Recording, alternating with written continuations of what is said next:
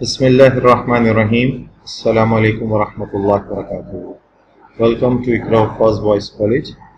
Students of class second year computer science. Students online classes के phase 3 में हम अल्हम्दुलिल्लाह अब तक अपने सेकेंड ईयर कंप्यूटर साइंस के सी लैंग्वेज सी प्रोग्रामिंग के कोर्स को मुकम्मल कर चुके हैं और अब जो है मेन पार्ट हमारा एमसीक्यूज़ प्रिपरेशन का रह जाता है। साइड बाय साइड हमने काफ़ी एमसीक्यूज़ पास्ट 10 ईयर्स के डिस्कस भी किए, लेकिन ये कि एमसीक्यूज़ ऐसी चीज़ है कि इसकी कोई लिमिट नहीं होती और जितने ज़्यादा आप एमसीक्यूज़ से गो थ्रू होते हैं उतना आपका आईक्यू लेवल इंक्रीज़ होता है। और अब चूँकि 2021 के अंदर आपके जो बोर्ड एग्ज़ाम हैं वो बेस कर रहे हैं 50% एमसीक्यूज़ के ऊपर, तो अगर आप एमसीक्यूज़ में 100% मार्क जैसे कि होता है, अगर आपने करेक्ट किया तो आपको फुल मार्क्स मिल गए और अगर मिस्टेक की तो फुल मार्क्स लूज़ हो गए। तो अगर आप एमसीक्यूज़ पे अच्छा फोकस करते हैं तो आप अच्छा पॉइंट स्कोर कर सकते हैं। तो इंशाल्लाह ताला इस ऑनलाइन क्लासेस के फेज़ 3 में हम एमसीक्यूज़ को डिस्कस करेंगे और टॉपिक वाइज चलेंगे। जैसे आज के वीडियो लेक्चर में हम इंट्रोडक्शन से रिलेटेड जो एमसीक्यूज़ हैं कुछ उनकी बात करेंगे। आइए एमसीक्यूज़ की तरफ बढ़ते हैं। सबसे पहला एमसीक्यूज़ है who invented C language. Student बहुत सारे एमसीक्यूज़ आप खुद से फौरी जवाब भी दे सकेंगे और कुछ एमसीक्यूज़ ऐसे हैं जो कि नॉलेज पे बेस कर रहे हैं। अगर आपको करेक्ट नेम मालूम है तो आपने बगैर सोचे समझे डायरेक्ट उसको रिप्लाई दे देना है। जैसे हु इन्वेंटेड सी लैंग्वेज, तो ये आप बहुत अच्छा सा जानते हैं, डेनिस रिचे। लेकिन ये कि अगर करेक्ट ऑप्शन आपको नहीं मालूम होगा तो फिर चार्ल्स बेबेज भी जो है और ये ग्राम बेल और स्टीव जॉब्स, ये भी आपको कहीं करेक्ट लग रहे होंगे, डाउटफुल हो रहा होगा। तो डेनिस रिचे बहुत अच्छा सा आप जानते हैं, Dennis Ritchie invented C language. तो option C is correct. Now second MCQs is C language is a successor to which language. C language जो है किस लैंग्वेज के बाद इंट्रोड्यूस हुई, तो ये आपने इतना ज़्यादा फोकस नहीं किया हुआ था, इसको ध्यान में रख लीजिए। सी लैंग्वेज जो है after B language, B language के बाद, वैसे भी अल्फ़ाबेट्स को अगर आप देखें बी के बाद ही आता है, तो इस एतबार से भी आप इसको मेमोराइज कर सकते हैं कि पहले बी लैंग्वेज आई और फिर उसके बाद जो है ये सी लैंग्वेज आई। ठीक है। Now third MCQs is C is a which level language. Language के एतबार से स्टूडेंट आप जानते हो कि हमारे पास एक लो लेवल लैंग्वेज होती है, एक हाई लेवल लैंग्वेज होती है और एक इंटरमीडिएट जिसको असेंबली लैंग्वेज भी हम कह सकते हैं। तो लो लेवल लैंग्वेज वो होती है जो कि मशीन लैंग्वेज पे बेस करती है, हाई वो जिसमें इंग्लिश लाइक वर्ड्स यूज होते हैं, ह्यूमन लैंग्वेज यूज हो रही होती है। तो हमारे पास ऑप्शन में है A option low level, B is high level, C is low plus high and D is none. तो हम बहुत अच्छा सा जानते हैं कि C language is a high level language क्योंकि इसमें it is very close to human language, English like words use हो रहे हैं इसमें। ठीक है, तो option B is correct. Fourth MCQs is low level languages. अब आपसे इसकी डिस्क्रिप्शन कुछ जानना चाह रहे हैं कि लो लैंग्वेज होती क्या है। तो option is human readable like language, जो ह्यूमन रीडेबल लैंग्वेज है उससे मिलती जुलती। इसी से ऑप्शन बी है language with big program size, language with small program size, difficult to understand and readability is questionable.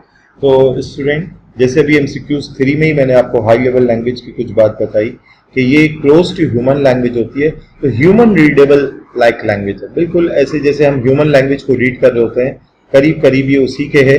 जबकि ऑप्शन बी ऐसी कोई खुसूसियत नहीं है कि प्रोग्राम का साइज बड़ा होना या छोटा होना उसकी बुनियाद पर लो लेवल लैंग्वेज या हाई लेवल लैंग्वेज कहा जाता हो। तो ये लो लेवल लैंग्वेज है। Low level language is opposite of high level language. इसमें क्या हो रहा होता है कि क्लोज टू मशीन लैंग्वेज यानी बाइनरी लैंग्वेज में, बाइनरी नंबर्स में काम हो रहा होता है, तो it is difficult to understand and readability is question. Low level language जो है वो डिफिकल्ट टू अंडरस्टैंड होती है और उसमें रीडेबिलिटी मुश्किल होती है। ये इसका मोर एक्यूरेट आंसर है। ठीक है, ऑप्शन डी इज करेक्ट.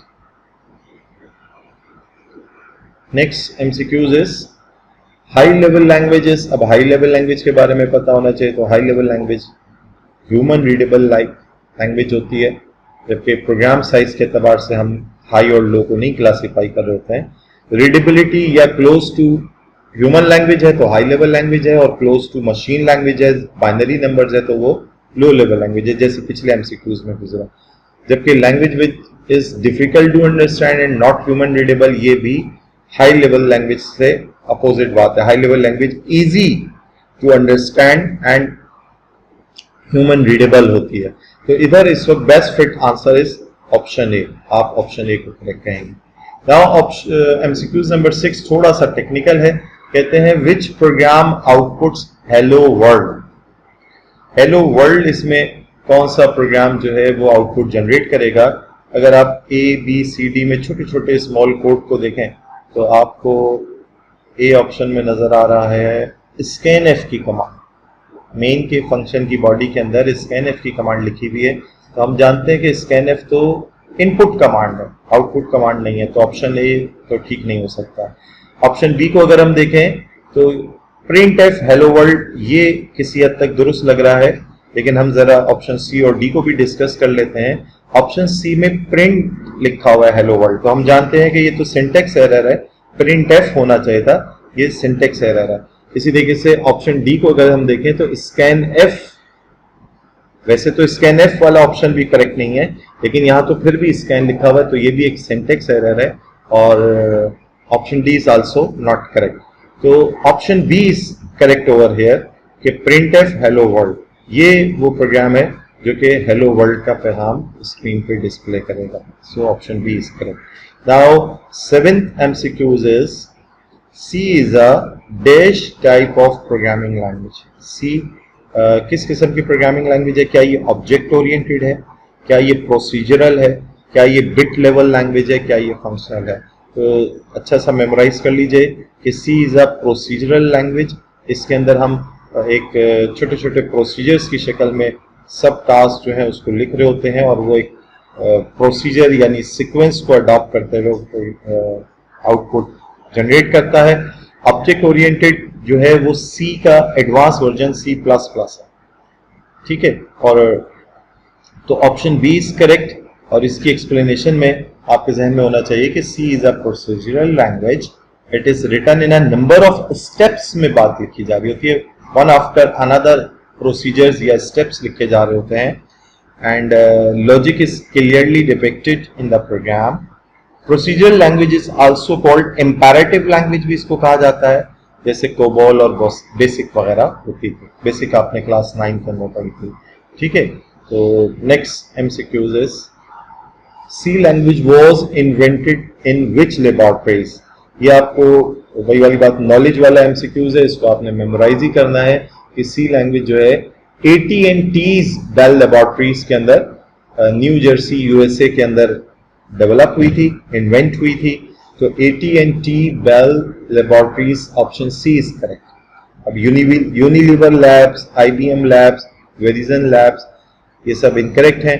और ये नॉलेज बेस्ड एमसीक्यूज है, ये आपको अच्छा सा याद होगा तो आप इसमें फौरन से सिलेक्ट कर लेंगे. AT&T's Bell laboratories option C is correct.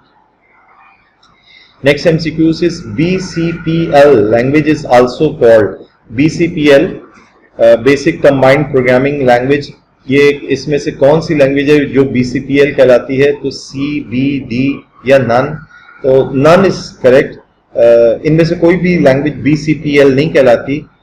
Actually हो क्या रहा है, B language is successor of BCPL. यानी सबसे पहले BCPL थी, बेसिक कंबाइंड प्रोग्रामिंग लैंग्वेज थी, फिर उसके बाद बी लैंग्वेज आई, बी लैंग्वेज के बाद फिर सी लैंग्वेज आई. तो BCPL किसी का ऑल्टरनेट नहीं है, ये एक अपनी इंडिपेंडेंट लैंग्वेज है, और इसको इन्वेंट किया था केन थॉमसन ने.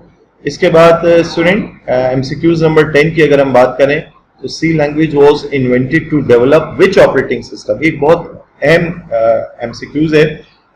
ये आपको इस तरह से भी पूछा जा सकता है कि Unix operating system is develop in dash language. ठीक है, और इस तरह से भी पूछा गया कि C language was invented to develop which operating system. तो आप को पढ़ाते हुए ये बात बताई गई थी कि सी लैंग्वेज इतनी पावरफुल लैंग्वेज है कि एक इम्पॉर्टेंट ऑपरेटिंग सिस्टम जो कि कॉम्प्लेक्स सिस्टम होता है, सेट ऑफ प्रोग्राम्स होता है, ठीक है, सिस्टम सॉफ्टवेयर होता है, तो वो तक सी लैंग्वेज के ऊपर डेवलप किया जा सकता है।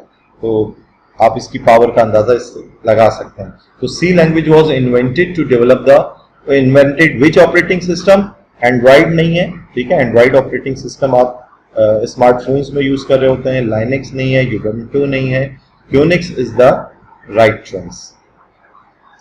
Now 11th MCQs is also knowledge based MCQs, ये आपको अच्छा सा याद होना चाहिए। C language was invented in the year, ये आपको मालूम होना चाहिए 1972 के अंदर ये इन्वेंट हुई। C language was invented in the year 1972। Now student 12th MCQs is C language is used in the development of, क्या सी लैंग्वेज डेटाबेस प्रोग्रामिंग से रिलेटेड है, क्या इसमें डेटाबेस से रिलेटेड प्रोग्राम बनाए जाते हैं, या ग्राफिक एप्लीकेशंस बनाई जाती हैं, या वर्ड प्रोसेसर जैसी एप्लीकेशंस बनाई जाती हैं, या ऑल ऑफ द अबव।